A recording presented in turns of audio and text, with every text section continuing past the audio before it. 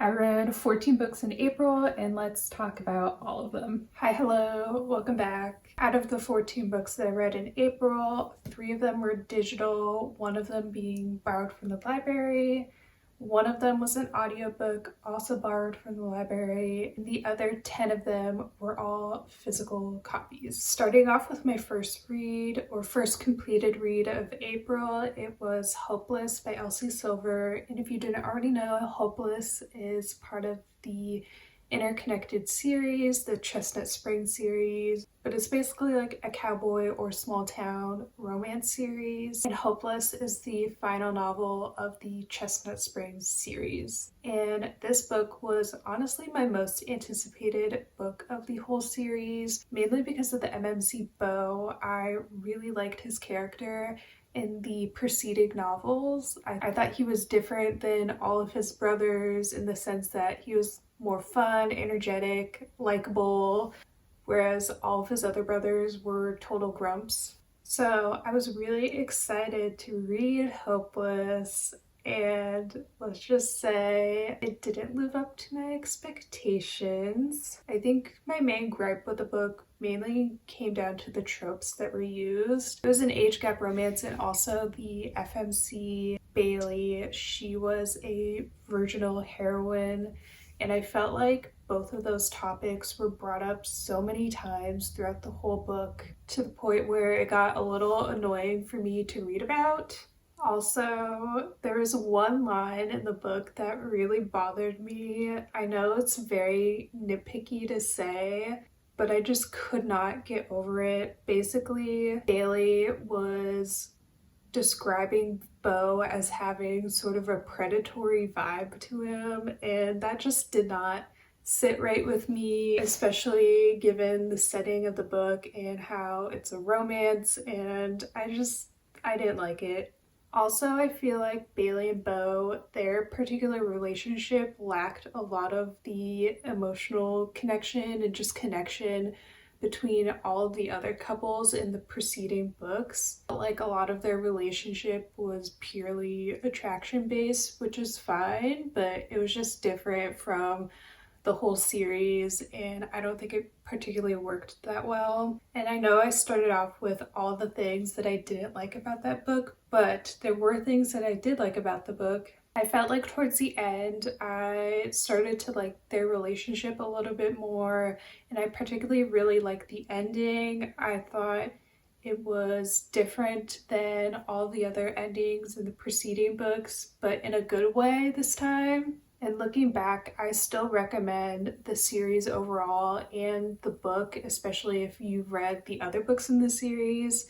But as a standalone book, I don't necessarily recommend it that much. I think there are better books out there. Then I borrowed The Teacher from Frida McFadden as an audiobook because I could borrow it right then and there from the Libby app. It was actually my first audiobook, and I will say I feel like I picked a pretty good book as my first audiobook. It's a thriller, so it was definitely interesting to listen to. Also, with Frida McFadden, her writing style is very dyadic, so it's very much like I did this and then I did that. Not that it's a bad writing style, it's just very easy to listen to and also read about.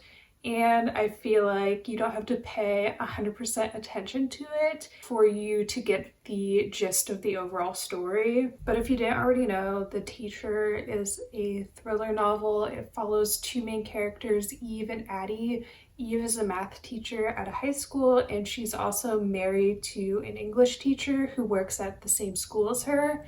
And then it alternates between Eve's point of view and Addie's point of view.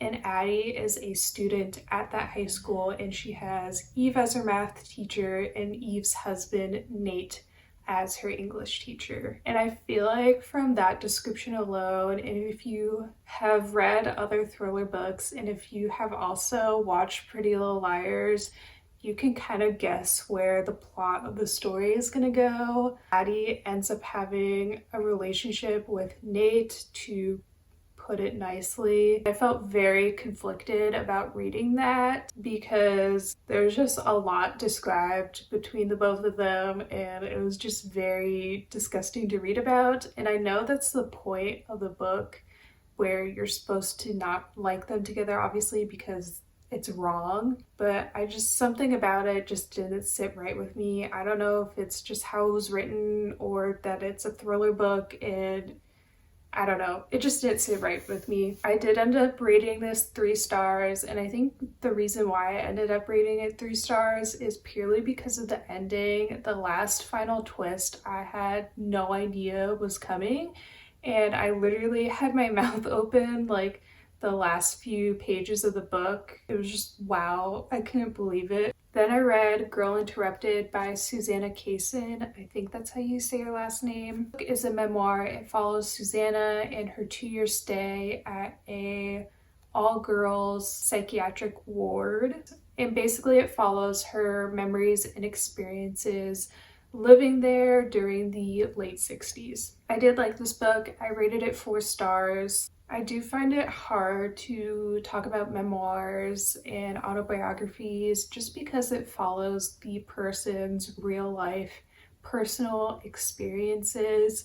So I always find it hard to articulate my thoughts about it in a way that is also respectful to the person's experiences, also explaining it in a way that does justice to those experiences as well. But one thing that I really liked about this book is just the non-linear narrative style of it. It didn't really have a central plot or a central focal point of it. It was just more of her experiences and memories living there and the other patients that were there as well. Really, it just follows Susanna, who's just trying to find her place in the world. I thought it was really insightful. I thought it was really interesting. If you have the chance to read it, then I recommend it. And a complete gear shift now in genres and type of books.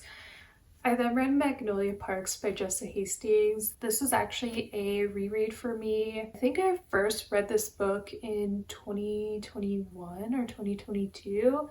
I can't remember. And at the time, I liked it. I think I rated it 3.75 stars. I just wasn't absolutely in love with it. I was honestly really annoyed by Magnolia and BJ, the 2 main characters of this book and series. And I just found them both really insufferable. But I like to read about the drama. I like to read about the characters. I wanted to see how the story unfolds. I've seen so many people talk and rave about this series, and I had a little bit of FOMO. I wanted to be in the know. I wanted to reread it and see if I thought the same thoughts. I don't know why necessarily, but I liked it a lot more my second read of this book than the first read of this book. But I felt really connected to Magnolia and BJ and their story. Yes, I still think they have a toxic relationship and it's unhealthy, and they're both a little unsufferable in their own ways. But I just really loved the way that Jessa Hastings wrote about these characters, the love, the sadness, the grief.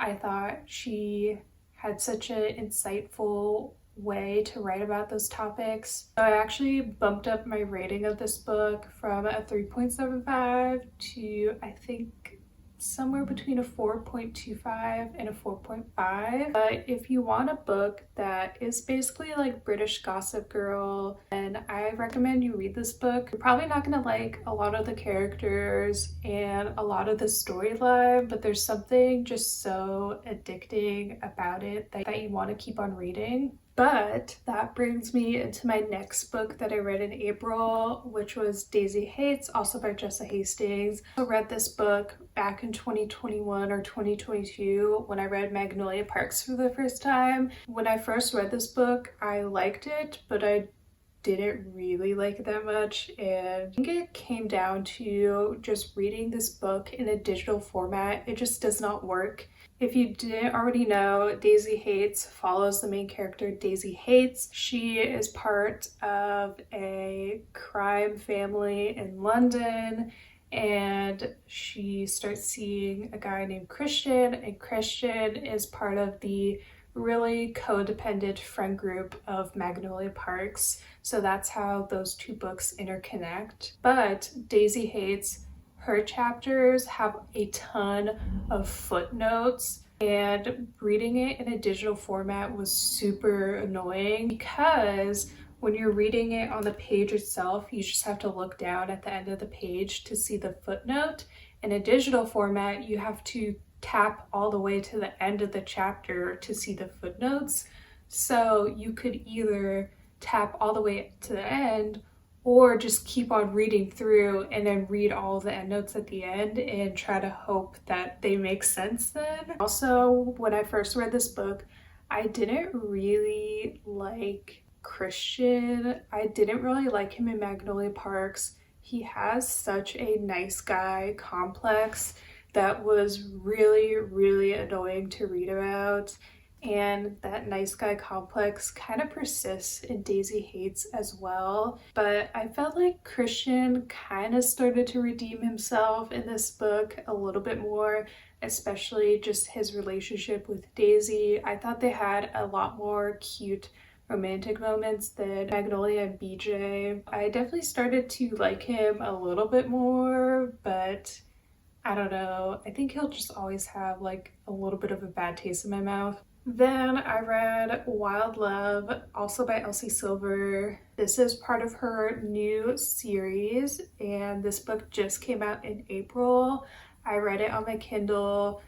All of her books are on Kindle Unlimited, so that's where I read them. And Wild Love is like kind of connected to Chestnut Springs, but it's more of a spin-off of Chestnut Springs. And I would say the first like 20% of this book, I was getting scared because I wasn't really into it. I don't know why. I was reading it and I was reading the words on the page and the words were going into my brain, but it just wasn't meshing. It just wasn't computing.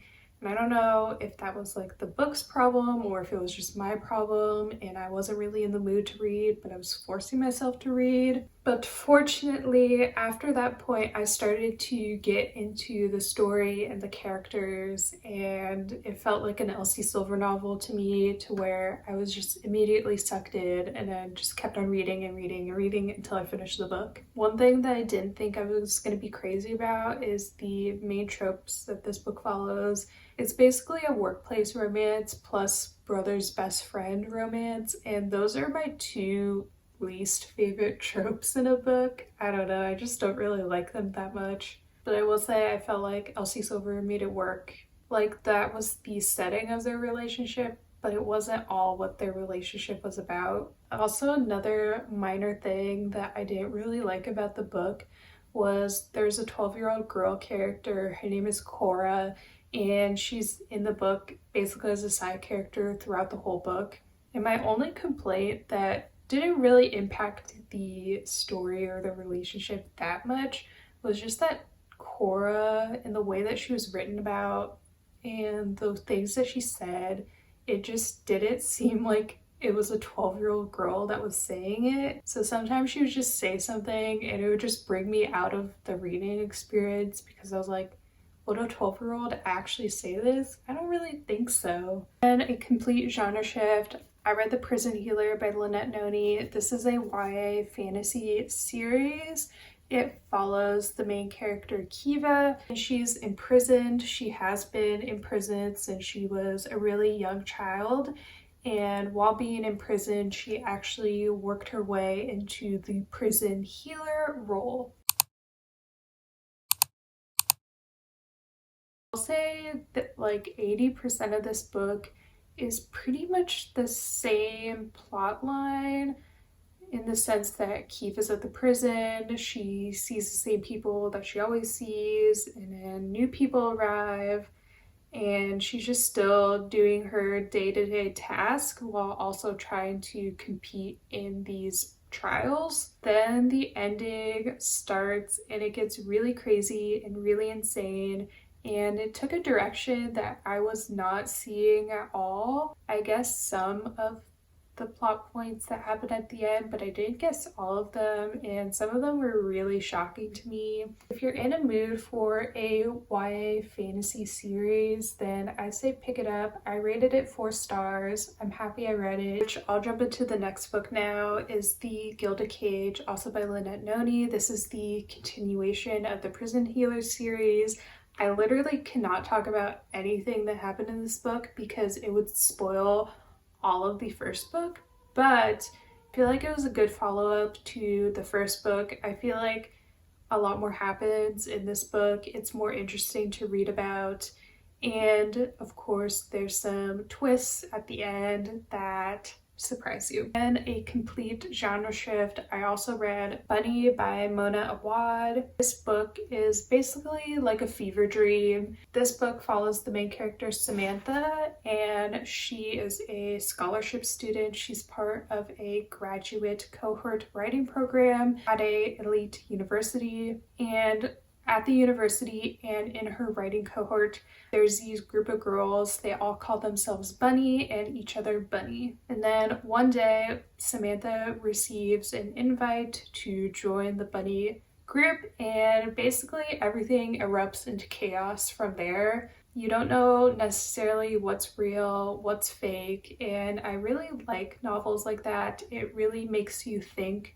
about the story and what you just read about, and finding clues to support your theory on what's happening. But I really liked it. I rated it 4 stars. It's a story about loneliness and yearning for connection with people. Then I read Foxglove by Adeline Grace. This is book 2 of Belladonna. I also can't really talk about the plot of this book because I feel like it kind of spoils the first book.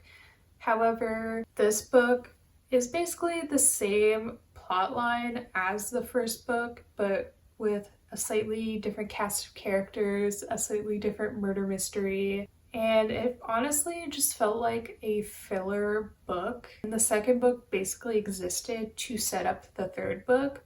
Don't get me wrong, I still liked Foxglove. I rated it 4 stars. I enjoyed most of the book, but because I think it is more of a filler book, it just made me excited to read the next book, book 3. I feel like that one will be good, hopefully, and I think it's coming out this summer, so I'm excited to pick it up and read it. Then I read A Court in Frost and Starlight by Sarah J. Maas. This is the novella. It basically is like a fan cast episode of all your favorite characters in a holiday Christmas-y setting. Do I think this book was absolutely necessary? No. There were definitely a lot of cute moments in this book that I like to read about. Honestly, even though it's a novella and it's like 240 pages, it could have been like 100 pages shorter. I know, kind of insane thing to say, but I liked it. I just didn't think it was absolutely necessary, so I rated it 3 stars. Then I read Wuthering Heights by Emily Bronte, my only classic of this month. I was actually buddy reading this with my mom and my boyfriend, except it was kind of a fail.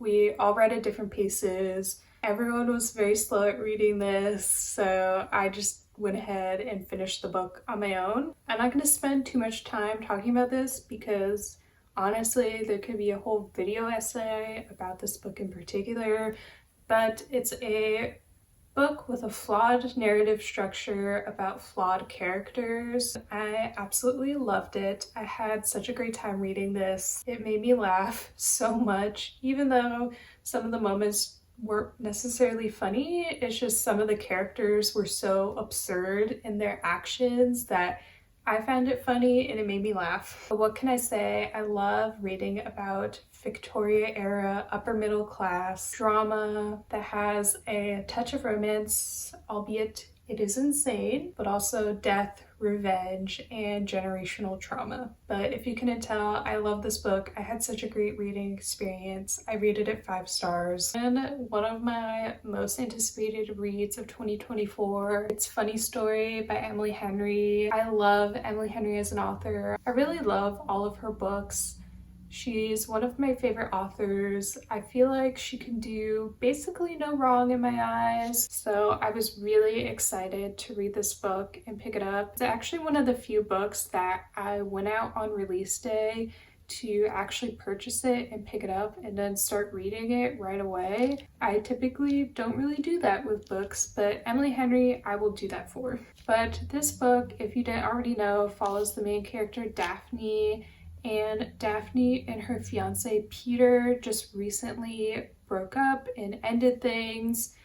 And because Daphne lived at Peter's house, she had to move out, and she moved in with Miles into his apartment as his roommate.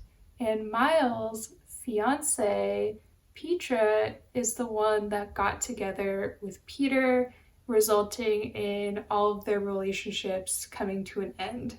But I love this book so much. I have a YouTube video up about this book, just a reading vlog and my thoughts and review about it. So I'm not going to go into too much depth. If you want to know my thoughts, you can check out that video. Thank you so much. But I loved it. I rated it 5 stars. Super happy with it. And after finishing Funny Story, I just needed more Emily Henry books in my life. So I reread Beach Read by Emily Henry. This follows the main character, January, as she moves into the beach second home of her late father. And the reason why she moved in there is because her father left that home to her, except this was the home that her father saw his mistress in. So he was basically living a second life. So as January is living there and packing things up and selling stuff in the home, she's also just going over the grief of her father and also just the grief of thinking that her parents had a really happy relationship together. So obviously January was really going through it, but as she moves in, she discovers that her next door neighbor is her old college rival, Augustus or Gus. And of course, the story jumps from there. When I first read this book in 2021, I really liked it. I rated it 4 stars, and I've reread this book a couple times since then. And during my most recent reread, I kind of had an epiphany about how much I really like this book and really loved it.